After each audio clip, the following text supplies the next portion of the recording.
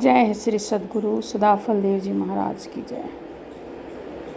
हम सर्ववेद को पढ़ा ही है और नित्य सद्गुरु भगवान की पूजा भक्ति सेवा ध्यान करते ही हैं। और ये जो है विहंगम योग की बातें मैं थोड़ा कि हमारा जो अध्यात्म है और आध्यात्मिक गुरु जो हमें कुछ बताते हैं, इसमें हम योग द्वारा और विहंगम योग के बारे में कुछ बातें कहने जा रहे हैं। विहंगम योग है वही विद्या है जिसे अपनाने से मनुष्य धर्म अर्थ काम और मोक्ष जो भारतीय संस्कृति का स्तंभ है उसको प्राप्त करता है। यह वही विद्या है जो हमारे वेद उपनिषद गीता और कुछ पंक्ति रामायण में भी है जो गाई गई है।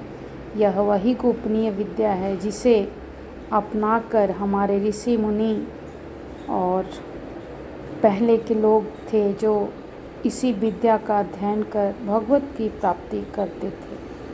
अतः हमारा भी यह कर्तव्य बनता है कि उसे हम सीखें, उसे हम अपने जीवन में उतारें और उससे कुछ लाभ उठाएं और उस मार्ग पर चलें और हम कुछ लाभ उठाएं। हमारे धार्मिक ग्रंथ बताते हैं कि हम आप मन बुद्धि इंद्रियों से अलग सत्ता हो। धार्मिक ग्रंथ बताते हैं कि हमारे अंदर जो बसता है प्रभु वो है कौन। हमारे वेद शास्त्र बताते हैं कि आप इन सब से अलग चेतन अनुभव गम्य आत्मा हो जो कि सिर्फ सुनने से अनुभव में नहीं आता। आपके लिए युक्ति की ज़रूरत है। ऐसे कई उदाहरण हैं जैसे कि दूध में मक्खन दिखाई नहीं देता, हरे पत्ती में मेहंदी की लाली छुपी होती है पर दिखाई नहीं देती, उसको युक्ति द्वारा पीस कूट के उसको निकाला जाता है। इसी तरह हमारा विहंगम योग भी है जो हमारे अंदर कौन है हमारी आत्मा की अनुभूति कराता है।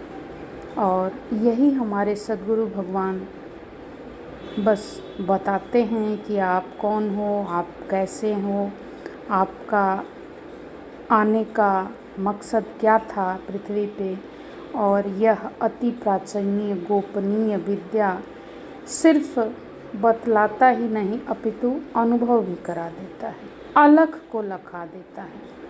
और ये इसी का नाम है विहंगम योग।